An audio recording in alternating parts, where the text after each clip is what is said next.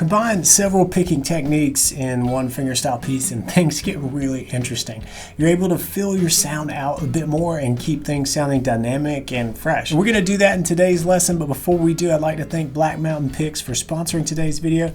Black Mountain makes these cool thumb picks that are really comfortable, super comfortable, and they've got this familiar flat pick shape, so it's great if you're just starting out with thumb picking. It's a great tool for honing your fingerstyle technique.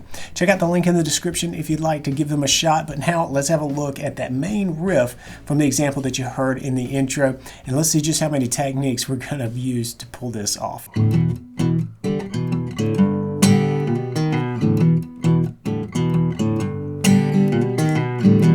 So let's start breaking down this riff. It's laid out over an E bass. We'll just stick with the E part of the riff for right now and bring on our G and B7 in a minute. But what we're going to do is play this hammer-on starting on the and of 4. So get a 4 count going in your head. 1, 2, 3, 4. Even better out loud. 3, 4, and 1. On the and of 4, you're going to start a hammer-on on strings 5 and 4 from the open strings up to this E minor shape here, the 2nd fret. Those same strings. 1, 2, 3, 4, and 1, 2, 3, 4, and 1. So practice that, making sure that you land when you say 1 on that downbeat. 2, 3, 4, and 1, 2, 3, 4, and 1, 2, 3, 4. Right along with that thumb pulse. But we want this to sound really punchy. So what we can do is when we land, just release the strings from the fretboard. You don't have to move your fingers off of the strings, but just pick up slightly off of the fretboard so that the strings are no longer pinched behind the fret, and you'll choke out the note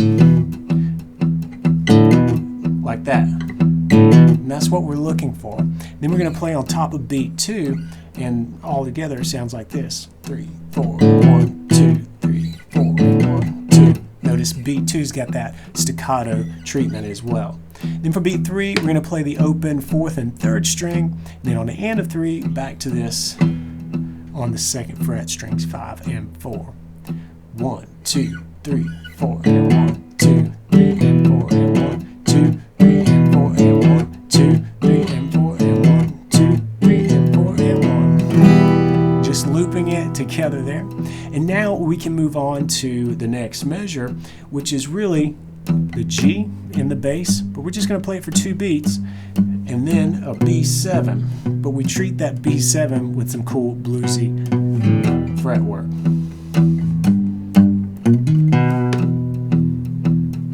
1, 2. Notice how we hammered up from a half step below when we got to that B on the 5th string, 1st fret to 2nd fret, and then on the and of 3, we played the D sharp on the 4th string, and then back to the B for B4, and then finally we can kind of start that over on the and of 4 and head back to our E part, so that together it sounds like this. All right. Now we're going to introduce the first picking technique, and it's going to happen on beat 2 over that G chord. What I'm going to do is curl my middle finger up a little bit, my picking hand, almost like I'm going to thump, and we're just going to flick the strings. There we go. It's called a frail. You're going to see this in like the claw hammer technique or the Carter scratch. And it works really well even in a blues context like this. Listen out for it when we get to that 2 beat over G. 1, 2, 3, 4.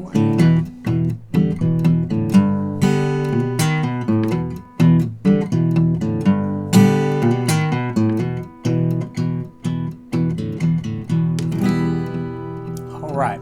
Now what we can do is kind of add that frail counterpart, a brush up, where with the index finger, I'm just going to pull through and lightly stroke the strings with an upward motion. And I'm going to do it on the and of 4 after we do our B7 as we head back into this hammer on. It kind of gives this sort of open close feel right at the end of a measure. It kind of builds to a big moment, and then we close down with that staccato hammer on. Here's what it sounds like. Pay close attention to not only the frail over the G, but now we've got a subtle brush up happening on the and of 4 of that same measure. 3, 4.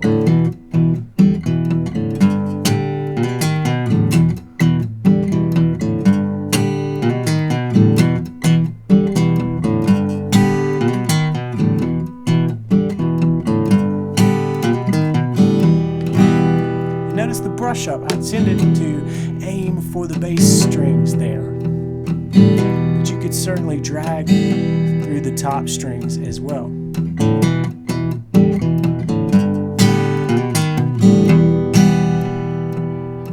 Alright, it adds some dynamics. It really rounds out the sound, I think, to this little riff. And there's one other thing that we're going to do to treat this D sharp note on the first fret of the 4th string with a little pop. What we're going to do is, when I'm picking it with my index finger, I'm going to get under the string a little bit and pull out. So my motion is going to be to pick away from the body of the guitar, and when the string crashes down on the fretboard, you get a nice little snap. 2, 3, 4.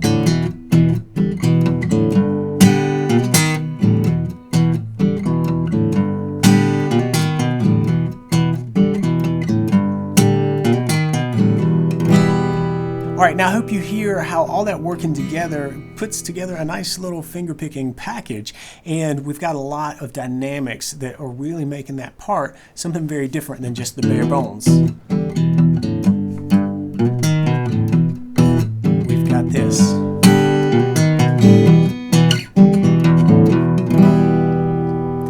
Alright, definitely spices things up a little bit. And in the intro, I played through a couple of licks, and I want to draw your attention to those licks as well, because there were some picking techniques that were at play that really will help give you another tool in your toolkit for really good finger picking skills. So let's have a look at the first lick from the intro that I played. 1, 2, 3, 4.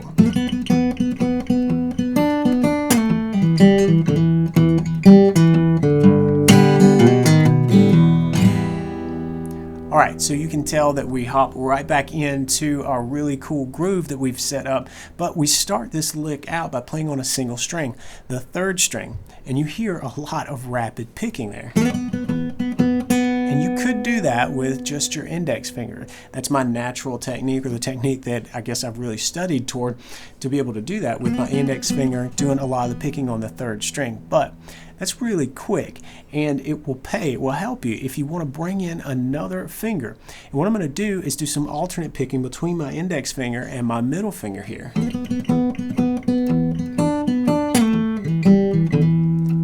Right? As I'm really just kind of playing out that B note.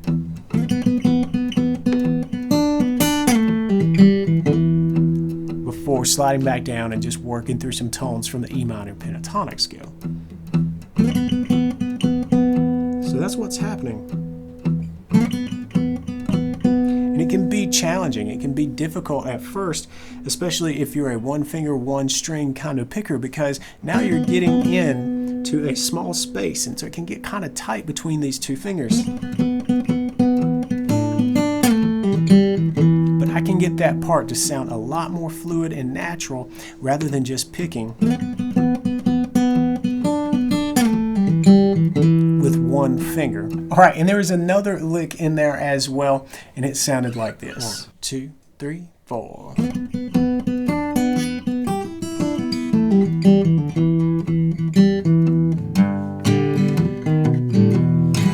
Now, what I want to call your attention to is that in this lick, this is the first time in this piece that I am home, where I play with my dedicated picking style. And I want to encourage you to expand your comfort zone like I'm doing for myself in this example, and slowly your comfort zone starts to expand, and you may find yourself in pieces like this, for me, speaking from my perspective, where I'm not in my comfort zone most of the time. And that's the point I wanted to make with this third lick. Thanks again to Cole McBride over at Black Mountain Picks for making this video possible. Check out the link in the description if you want to get yourself one. And now I've got a favor to ask you. If you've been following along each week with these lessons, make sure you're subscribed to the BGI YouTube channel. We're closing in on 100,000 subs, which is wild.